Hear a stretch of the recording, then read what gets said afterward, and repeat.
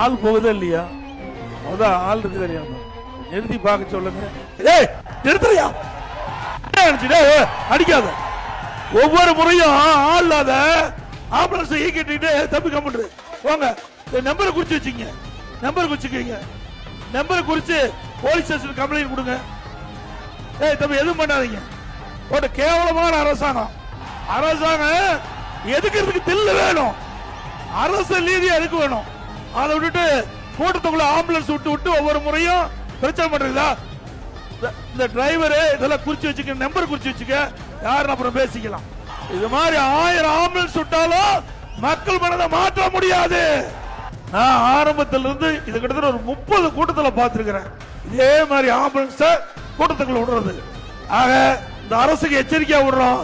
வெறும் வண்டி ஆம்புலன்ஸ் வந்தா அது யார் ஓட்டிட்டு வராங்களோ அவர் பேசிட்டா மாதிரி ஹாஸ்பிட்டலுக்கு போக வேண்டிய நிலைமை ஆயிடும்.